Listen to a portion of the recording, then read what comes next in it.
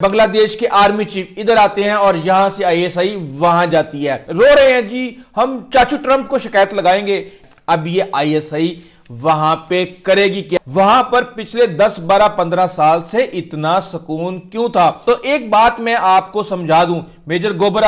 میں آپ کو بتاتا ہوں، سلیگوری کا اور سیون سسٹرز کا لوڑوں کی دکان کھلتی ہے تو لوریاں نہیں سناتے پاکستان کے خلاف، ان کی عوام کو جو ہے نیند نہیں آتی، اس کے بعد ستّے خیراں اور گنگا الٹی بہنے والی ہے۔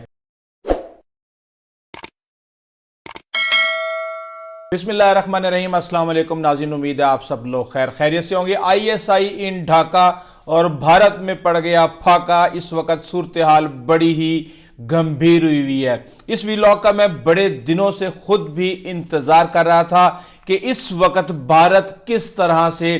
3 فرنٹ پہ پھنس چکا ہے اور اس کی دکھتی رگ جو ہے وہ اس وقت درد کی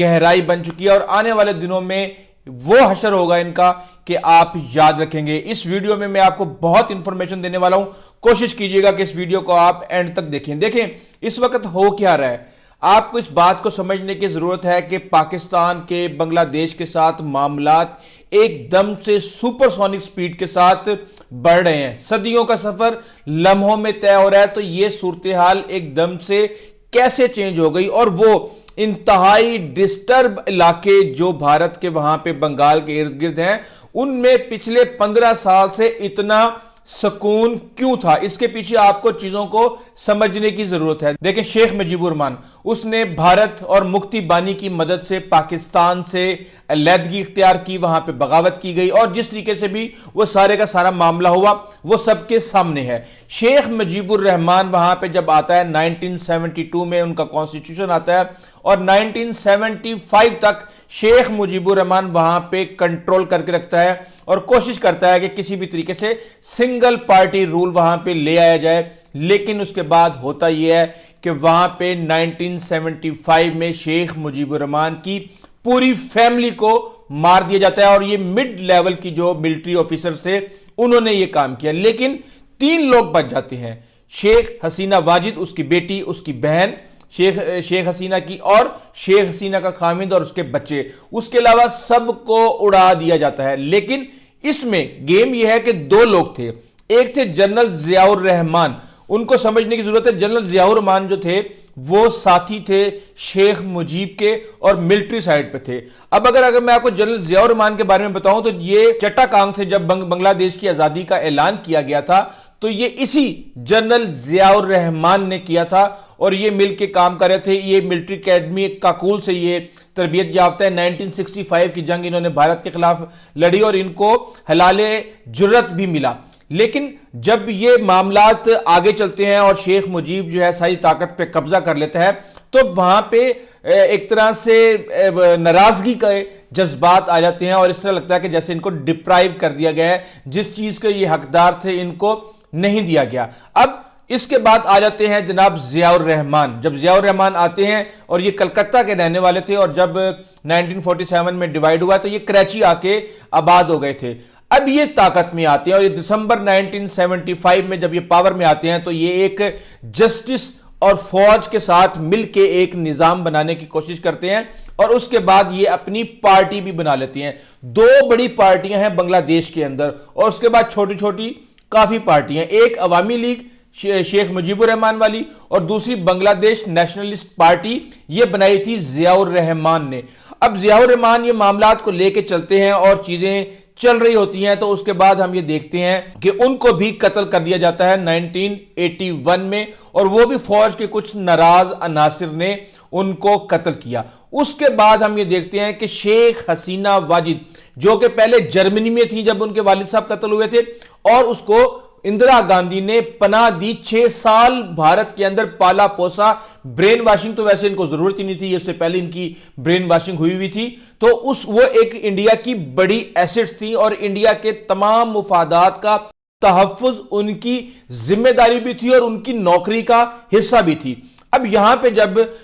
جنرل ضیاء الرحمان کو قتل کر دیا جاتا ہے، وہ اپنی ایک پارٹی بنا چکے ہوتے ہیں، بنگلہ دیش نیشنلسٹ پارٹی، لیکن اس کے بعد پھر دوبارہ فوج کے لیفٹیننٹ جنرل حسین محمد ارشد آ جاتے ہیں، اور یہ 1982 سے 90 تک تقریباً 8 سال جو ہیں یہ ملک کے اوپر مارشاء اللہ کی صورت میں انہوں نے آزادی بھی دی ہے، لوکل الیکشنز بھی کروائے۔ 1988 میں انہوں نے اسلام کو بنگلہ دیش کا آفیشل مذہب قرار دیا۔ اس سے پہلے ہم یہ دیکھ رہے تھے کہ شیخ مجیب نے سیکولرزم اور کمیونزم اور اسلام اور ہر چیز اس نے مکس کر دی تھی۔ اب یہاں پہ ایک بات کو یاد رکھنے کی ضرورت ہے کہ بنگلہ دیش میں 88% مسلمان جبکہ 11% ہندو ہیں۔ اب اس دور کے اندر شیخ حسینہ واجد واپس بنگلہ دیش کے اندر آتی ہیں، سیاسی ایکٹیویٹیز کا میں حصہ لیتی ہیں، عوامی لیگ ان کو ویلکم کرتی ہے، اور اس کے بعد جب 1990 میں حسین محمد ارشد کا تختہ پلٹ دیا جاتا ہے اور وہ ریزائن کر دیتے ہیں، تو پھر آتی ہیں خالدہ ضیاء 1991 سے 1996 میں۔ یہ جماعت اسلامی کے ساتھ مل کے حکومت بناتی ہے، لیکن ان کی حکومت جو ہے 1996 تک چلتی ہے، اور 1996 میں دوبارہ شیخ حسینہ جو ہیں وہ الیکشن جیت کر آ جاتی ہیں، اور وہ 2001 تک بنگلہ دیش کی حکمران رہتی ہیں۔ اس کے بعد 2001 سے 2006 تک خالدہ ضیاء آ جاتی ہیں، اور اس کے بعد ہم یہ دیکھتے ہیں کہ 2009 سے 2024 تک جو ہے وہ شیخ حسینہ واجد اس ملک کے اوپر حکومت کرتی ہیں۔ اب جب شیخ حسینہ آتی ہیں تو وہ فوری طور پہ 17 سال کے لیے جو خالدہ ضیاء ہیں ان کو جیل میں بھیج دیتی ہیں، اور ان کے اوپر کرپشن کے الزامات لگا دیے جاتے ہیں، اور ان کو اب آزاد کیا گیا ہے 5 اگست 2024 کو صدر نے ایک نوٹیفیکیشن جاری کر کے، لیکن اس سے پہلے ہم نے دیکھا کہ اس نے ان کو جیل میں رکھا گیا تھا۔ بات یہ ہے کہ بھارت نے تھرو آؤٹ شیخ مجیب کے اوپر انویسٹ کیا، اس کے بعد اندرا گاندھی شیخ حسینہ کو 6 سال تک 75 سے 81 تک رکھتی ہے بھارت کے اندر، اس کے بعد پھر وہ وہاں پہ لانچ ہوتی ہے، اور پھر وہ بھارت کے تمام مفادات کا تحفظ کرتی ہے۔ بھارت کو بارڈر کے اوپر جو بھی ریلیکسیشن چاہیے تھی وہ دی جاتی ہے، جو انفلٹریشن ہے اس کو روکا جاتا ہے، اور ایک طرح سے یہ کہہ سکتے ہیں کہ پپٹ حکومت بھارت کی وہاں پر چل رہی تھی۔ لیکن اس کے بعد پھر ہم دیکھتے ہیں کہ معاملات چینج ہو جاتے ہیں، اور معاملات اتنے خوفناک طریقے سے چینج ہوتے ہیں کہ راتوں رات جو ہے پاکستان اسٹوڈنٹس کے تبادلے شروع ہو جاتے ہیں، ویزا دینا شروع ہو جاتے ہیں، ٹریڈ چل پڑتا ہے۔ چٹاکان کے اندر پاکستان کی شپ بڑے عرصے سے لانچ نہیں ہوئی تھی، وہ وہاں پہ کارگو شپ وہاں پہ پہنچ جاتی ہے۔ JF-17 تھنڈر کے 32 جہازوں کی کمٹمنٹ کر لی جاتی ہے۔ چائنا J-10 جو ہے 6 سے 10 جہازوں کی کمٹمنٹ کر لیتا ہے، اور بنگلہ دیش کے آرمی چیف ادھر آتے ہیں، اور یہاں سے ISI وہاں جاتی ہے۔ اب یہ ISI وہاں پہ کرے گی کیا، یہ بات سمجھ لیں، اس کے بعد پھر میں آپ کو بتاتا ہوں سلیگوری کا اور 7 سسٹرز کا، تو آپ کو سارے کا سارا کھیل سمجھ آ جائے گا۔ بھارتی میڈیا اس کے اوپر بہت زیادہ چیخ رہا ہے کہ DG ISI وہاں پر پہنچ، بلکہ جو ہماری خبر ہے اس کے مطابق DG اسٹریٹجک انالیسس جو ہیں میجر جنرل لیول کے جو رینک کے افسر ہیں وہ وہاں پہ گئے، اور انہیں وہاں پہ ویلکم کیا گیا، اور انٹیلیجنس شیئرنگ کا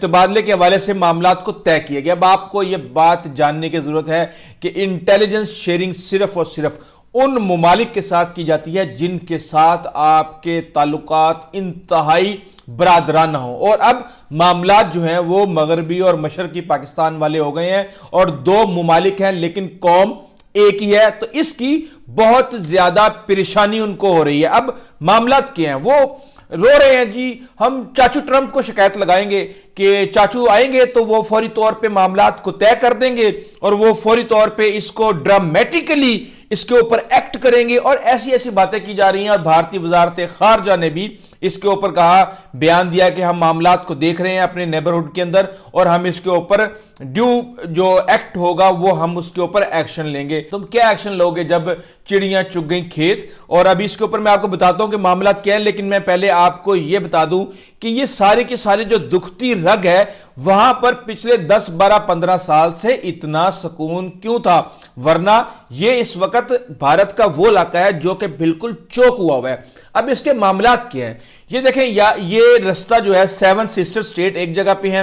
ساتھ بنگلہ دیش ہے اور درمیان میں ایک باریک سا رستہ جس کو سلیگوری کوریڈور کہتے ہیں یہ دیا گیا. یہ 200 کلومیٹر لمبا اور اس کی جو وڈتھ ہے وہ 60 سے 16 کلومیٹر کے درمیان ہے, اور یہ بنگلہ دیش اور بھوٹان کے درمیان میں ایک جگہ ایسی آتی ہے کہ صرف 17 کلومیٹر کا گیپ ہوتا ہے جس کو بھاگ کے بھی کور کیا جا سکتا ہے. اور اگر اس کو چوک کر دیا جائے تو 7 ریاستیں جہاں پر پہلے ہی آزادی کی تحریکیں چل رہی ہیں اس کے ساتھ بارڈر ہے. میکموہن لائن, چائنا اس کو ماننے سے انکار کرتا ہے. اس کے ساتھ ہی ہے سکم جو کہ آزاد ریاست تھی اور 1975 میں بھارت کے ساتھ اس کا علاق ہوا, چائنا نے اس کو ماننے سے انکار کر دیا, وہاں پہ بھی پھڈا چل رہا ہے. تو اب یہ اتنی زیادہ وہاں پہ معاملات ہیں, اور اس کے بارڈر کے ساتھ سارے کے سارے بنگلہ دیشی مسلمان وہاں پہ رہتے ہیں. اور اب وہاں سے خبریں یہ آ رہی ہیں کہ وہاں پہ بارڈر پہ فوج نے وہاں پہ عوام کو ٹریننگ دینا شروع کر دیا کہ ان کیس آف ایمرجنسی آپ نے ان کے ساتھ ڈیل کیسے کرنا ہے. اب معاملات یہ ہو گئے کہ ایک طرف سے چائنا, دوسری طرف سے بنگلہ دیش, تیسری طرف سے پاکستان, اور ادھر سے بھوٹان اور نیپال کے ساتھ بھی معاملات ان کے خراب ہو چکے ہیں. اور اب وہاں پہ جو آزادی کی تحریکیں ہیں وہ دوبارہ وہاں پہ سر اٹھا سکتی ہیں. وہ کیسے, یہ آپ کو ابھی پتہ چل جائے گا, میں آپ کو بتاتا ہوں. دیکھیں, کئی ریٹائرڈ بریگیڈیئرز اور اس طرح کے لوگوں کے بڑے اگریسو سوشل میڈیا کے اوپر بیان آئے کہ ہم نے کلکتہ کو لے لینا ہے, ہم نے اڑیسہ کو لے لینا ہے, ہم نے آسام کو لے لینا ہے. یہ وہ متنازع علاقے ہیں جس کے اوپر بنگلہ دیش اپنا حق سمجھتا ہے, اور وہاں پہ اب سیویلینز کو بھی ٹریننگ دینا شروع کر دیا. وہاں پہ جو ڈرون لیا گیا تھا ترکی سے, اس کو وہاں پہ بارڈر کے اوپر اس کی پرواز شروع ہو گئی ہے, اور جو معاملات ہیں وہ بہت زیادہ ان کے لیے پریشان کن ہوتے جا رہے ہیں. بیسیکلی یہاں پہ ایک ٹرائی جنکشن بھی ہے, چمبی ویلی, اور یہ انڈیا, چین اور بھوٹان کو آپس میں ملاتا ہے. تو یہ سارے کا سارا جو علاقہ ہے, یہاں پہ ایک ہائی وے ہے NH-31 انڈیا کی, یہاں پہ 2 ایئر بیسز ہے, بگڈوگرا اور ہسی مارا. تو بات یہ ہے کہ یہاں پہ انڈیا کوشش کر رہا ہے اپنے ریزروز وغیرہ کو لانے کی. وہاں پہ پیٹرول شروع ہو گیا ہے, انڈین آرمی وہاں پہ موجود ہے, آسام رائفل وہاں پہ موجود ہے, BSF وہاں پہ موجود ہے, ویسٹ بنگال پولیس وہاں پہ موجود ہے, اور راہ کی بہت زیادہ ہیوی ڈپلائمنٹ کر دی گئی ہے. لیکن ان معاملات سے ان کی جان نہیں چھوٹنے والی. میں آپ کو بتاتا ہوں کہ اب اس وقت جو 7 سسٹر سٹیٹس ہے اس کے ساتھ یہ جو کوریڈور ہے سلیگوری, وہاں پہ بنگالی جہادیوں کی اکثریت ہے, مسلمان بنگالیوں کی وہاں پہ اکثریت ہے, اور ان کا غصہ میں نے دیکھا ہے وہ تو ہم سے بھی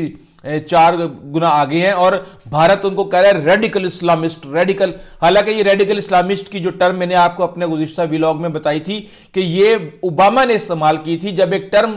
مسلمانوں کے اوپر حلہ بولنے کے لیے افغانستان کے اندر اور دیگر عراق میں اور دیگر جگہوں پہ, تو انہوں نے کہا کہ تمام مسلمانوں کو تو ایک لائن میں کھڑا نہیں کیا جا سکتا, تو اس کے ساتھ آپ کو کوئی ایڈورب لگانا پڑے گا, تو آپ ریڈیکل اسلامسٹ کر دیں آپ تاکہ اس کو معاملے کو. تو اب انہوں نے اس ٹرم کو چرا کے یہاں پہ بنگلہ دیش کے اوپر لگا دیا ہے کہ سارے کے سارے ہارڈ لائنر جو ہے وہ اب حکومت میں آ گئے ہیں, ایڈوائزری میں آ گئے ہیں. اچھا, اب میں آپ کو بتا دوں کہ بنگلہ دیش کے وہاں پہ اکثریت ہے 7 سٹیٹس کے ارد گرد ہر جگہ پہ